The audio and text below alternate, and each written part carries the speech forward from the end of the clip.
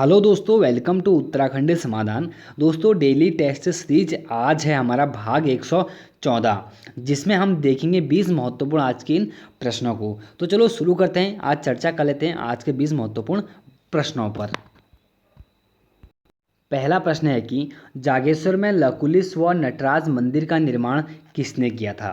तो देखिए दोस्तों, जागेश्वर में एक प्रसिद्ध मंदिर है हमारा लकुलिश्वर नटराज, तो उसी की निर्माण की यहाँ पर बात हो रही है। तो इसका जो हमारा निर्माण किया था दोस्तों, वह किया था हमारा सी इष्टगण देव ने। बात करते हैं दोस्तों, इष्टगण देव हमारा पुत्र था निम्बर का। यही दोस्तों जो निम्बर बहुत एक प्रसिद्ध जो शैव मतौलमी था, निम्बर के द्वारा दोस्तों जागेश्वर में विमानों का निर्माण किया गया था, और उसी का हमारा पुत्र होता है इष्टगण, जिसके द्वारा जागेश्वर में लकुलिश व नटराज मंदिर का निर्माण किया गया था। और इसके अलावा दोस्तों वहाँ पर एक और प्रसिद्ध मंदिर था जिसका नाम था नव दुर्गा महिषमर्दिनी। तो ध्यान देना कि कभी आएगा ना नव दुर्गा महिषमर्दिनी मंदिर का निर्माण किसने करवाया था, तो वो भी दोस्तों हमारा कौन था, इष्टगण ही था। जो कि दोस्तों महत्वपूर्ण हमारा क्या होता है, कार्तिकेयपुर का एक राजा होता है। और कार्तिकेयपुर में दोस्तों संपूर्ण कार्तिकेयपुर राजवंश में सबसे शक्तिशाली जो राजा था हमारा वो था ललितसुर देव, और जो प्रथम राजा था हमारा वो था कौन, बसंत देव। दूसरा प्रश्न है कि शत्रुघ्न नगर की राजधानी कहाँ स्थित थी। दोस्तों शत्रुघ्न नगर है क्या, ये भी तो जानना बहुत जरूरी है। देखिए दोस्तों, हम जब पढ़ते हैं ना, कुलिंद वंश चला था, कुलिंद वंश का बहुत सारे वंश, छोटे छोटे वंश आते हैं। उसके बाद हमारा कौन सा, एक हर्षवर्धन के अधीन हमारा ये पूरा उत्तराखंड हो जाता है। उसके बाद दोस्तों हमारा जो उत्तराखंड नहीं, पूरा संपूर्ण जो हमारा हिमालयी क्षेत्र था, वह दोस्तों छोटे छोटे भागों में बढ़ जाता है, जिसमें कि हमारा प्रसिद्ध स्थान था शत्रुघ्न नगर, जिसका संबंध हमारा कहीं ना कहीं हमारे उत्तराखंड से था। तो दोस्तों शुद्ध जो बात करेंगे शत्रुघ्न नगर, इसकी जो राजधानी थी हमारी, वह थी हमारी कौन सी, डी सुदगांव। और तीसरा प्रश्न है कि हर्षवर्धन के शासनकाल में उत्तराखंड भ्रमण पर आने वाले लोगों का उल्लेख किस रचना में देखने को मिलता है।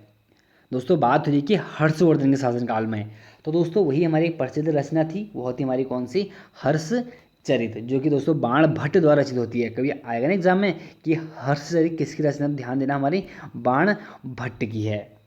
और चौथा प्रश्न है कि देहरादून में बाण वाला यज्ञ वेदिका का निर्माण किसने किया था। तो इसका जो सही आंसर है हमारा, वह है दोस्तों, वह है बी, राजा सील वर्मन ने। और पांचवा प्रश्न है कि ह्वेनसांग ने अपनी यात्रा में कितने बौद्ध विहार होने का उल्लेख किया है। दोस्तों आपको पता है ह्वेनसांग हमारे भारत की यात्रा करता है, और कहीं ना कहीं वो हमारे हरिद्वार पहुंचता है जब, उसके बाद दोस्तों यहाँ पर पूरे इधर के पूरे क्षेत्र में कहता है कि यहाँ पर हमारे बौद्ध विहार हैं। कितने बौद्ध विहार थे, तो कितने, 5। तो ह्वेनसांग की रचना में दोस्तों हमें 5 बौद्ध विहार देखने का उल्लेख मिलता है। छठा प्रश्न है कि महाभारत में कुलिंद नरेशों के लिए कौन सा शब्द प्रयुक्त किया गया है। तो दोस्तों बहुत अच्छा प्रश्न है वाला, कि महाभारत में ना हमारा कुलिंद नरेशों के लिए कौन सा शब्द प्रयुक्त किया गया है। तो इसका जो हमारा सही आंसर होता है दोस्तों, वह होता है हमारा बी, द्विज श्रेष्ठ।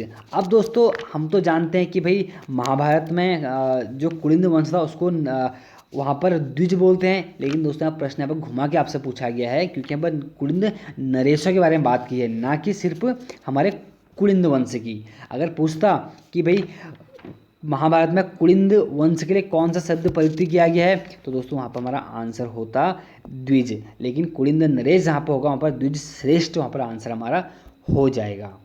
और अगला प्रश्न है कि सातवां, तुगलक वंश के किस शासक ने चंद शासक ज्ञानचंद को गरुड़ उपाधि से विभूषित किया था। हम जानते हैं दोस्तों गरुड़ ज्ञानचंद करके ना, तो गरुड़ ज्ञानचंद को जो गरुड़ की उपाधि दी थी वो किसने दी थी। तो इसका जो सही आंसर दोस्तों वो है हमारा बी, फिरोज शाह तुगलक ने। FST करके हम उसको याद करते हैं। और आठवां प्रश्न है कि उत्तराखंड चाय विकास बोर्ड का बोर्ड कहाँ स्थापित किया गया है। तो इसका जो सही आंसर है दोस्तों हमारा वह है डी, अल्मोड़ा में। अल्मोड़ा के दोस्तों चौहान पाटा नामक स्थान पर इसको स्थापित किया गया था 11 फरवरी 2004 में। तो ध्यान देना, उत्तराखंड चाय विकास बोर्ड का गठन कब हुआ है पूछा जाएगा ना आपसे, तो आप लोग करना 11 फरवरी 2004 में। और कहाँ पर, तो चौहान फाटा के अल्मोड़ा में। नवा प्रश्न है कि 1191 ईस्वी में पश्चिमी नेपाल के किस राजा ने कतुरी राज्य पर आक्रमण किया था। तो इसका जो सही आंसर है दोस्तों वह है हमारा ए, अशोक चल ने। अशोक चल ने दोस्तों हमारे कतुरी राज्य पर आक्रमण किया था 1191 में। और 10वां प्रश्न है कि कुषाणकालीन स्वर्ण मुद्रा किस स्थान से प्राप्त हुई थी? तो इसका जो सही हमारा आंसर है वह है दोस्तों सी, नैनीताल से। 11वां प्रश्न है कि राजगृह का निर्माण किसने करवाया था? दोस्तों जो राजगृह होता ना, ये वही राजगृह था जहाँ पर हमारी बौद्ध संगीति हुई थी। हम जानते हैं प्रथम बौद्ध संगीति हमारी कहाँ पर होती है, तो राजगृह में होती है। तो इसी राजगृह की बात चली, इसकी स्थापना किसने की थी? तो इसकी स्थापना दोस्तों हमने की थी बिंबिसार ने। दोस्तों बिंबिसार हमारा वही था जो कि हमारा मगध की गद्दी पर बैठा था, जिसने हर्यक वंश की स्थापना की थी। अगर पूछेगा ना कि हर्यक वंश की स्थापना किसने की थी, तो हमारा यही बिंबिसार था। और अगर आपको पूछता है कि उदयन कौन था, तो दोस्तों उदयन वो था जिसने पाटलिपुत्र की स्थापना की थी।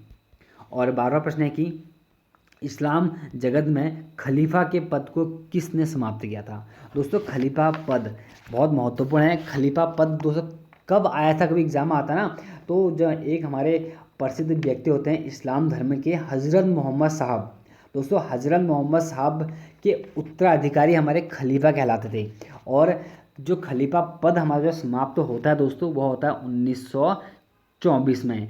और वो उसको समाप्त करने वाले हमारे होते हैं तुर्की का एक प्रसिद्ध हमारा शासक था जिसका नाम था मुस्तफ़ा कलाम पाशा। तो इसका हमारा डी आंसर सही है। और 13वां प्रश्न है कि निम्न में कौन सा पठार हमारा त्रिभुजाकार है?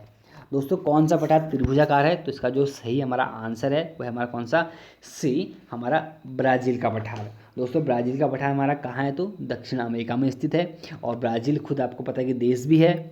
और देखिए दोस्तों हमारा एक आध और महत्वपूर्ण प्रश्न बनते हैं, जैसे कि हमारा एक अलास्का का पठार। दोस्तों अलास्का के पठार को हम बोलते हैं यूकन का पठार। ध्यान देना, यूकन का पठार हम बोलते हैं अलास्का के ही पठार को, जो कि हमारा उत्तरी अमेरिका में एक प्रसिद्ध हमारा क्या है, एक पठार है। और दोस्तों दक्कन का पठार आपको पता ही है, हमारे दक्कन का पठार जो हमारा एक प्रसिद्ध पठार है जो हमारे भारत में महाराष्ट्र में स्थित है।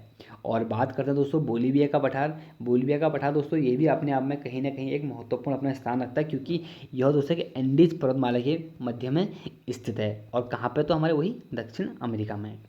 और 14वां प्रश्न है कि सहारा मरुस्थल बोले तो रेगिस्तान कितने देशों की सीमा को छूता है? दोस्तों विश्व का सबसे बड़ा कोई हमारा मरुस्थल है, वो है हमारा कौन सा, सहारा मरुस्थल, जो कि दोस्तों 11 देश की सीमाओं से लगता है। इसका बी आंसर हमारा सही है।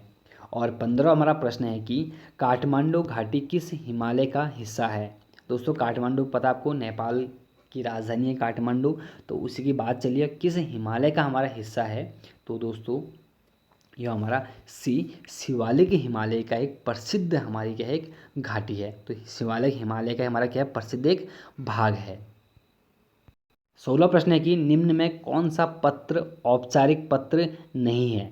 तो ध्यान देना कि औपचारिक पत्र और अनौपचारिक पत्र दो प्रकार के पत्र होते हैं। तो दोस्तों यहाँ पर जो हमारा औपचारिक पत्र नहीं है वो हमारा कौन सा, इसमें आमंत्रण पत्र नहीं है, क्योंकि आमंत्रण पत्र हमारा अनौपचारिक पत्र होता है। व्यावसायिक पत्र, प्रार्थना पत्र, आवेदन पत्र, ये सभी हमारे क्या हैं, एक प्रसिद्ध हमारे औपचारिक पत्र हैं। और 17वां प्रश्न है कि परंपरागत उक्ति को कहते हैं, जो परंपरागत चले आ रही है उस उक्ति को क्या कहते हैं? तो उसे बोलते हैं दोस्तों ए, अनुश्रुति। और 18वां प्रश्न है कि किसी कंपनी में नौकरी पाने हेतु लिखे जाने वाला पत्र किस श्रेणी में आएगा? तो दोस्तों उसे हम बोलते हैं आवेदन पत्र। इसका बी आंसर हमारा सही होता है। और 19वां प्रश्न है कि अपभ्रंश को प्राकृत भाष हिंदी किसने कहा है? तो दोस्तों वह उसको बोलने वाले प्रसिद्ध व्यक्ति होते हैं, वो हमारे कौन से, रामचंद्र शुक्ल। इसका सी आंसर हमारा सही है। और 20वां प्रश्न है कि 9 वर्ण का उच्चारण स्थान है, 9 वर्ण। तो दोस्तों वो 9 वर्ण हमारा पंचमा अक्षर है। और पंचमा अक्षर जितने भी होते हैं दोस्तों हमारे क्या होते हैं, नासिक्य होते हैं। लेकिन दोस्तों नासिक्य के साथ हमारा जो 9 हमारा जिसमें 9 आता है ना, 9 वर्ग, तो दोस्तों वो हमारा क्या, दंत भी होता है। तो दंत और नासिक्य, इसका हमारा डी आंसर सही है। तो दोस्तों मिलते हैं एक नेक्स्ट वीडियो में। जय हिंद, जय भारत।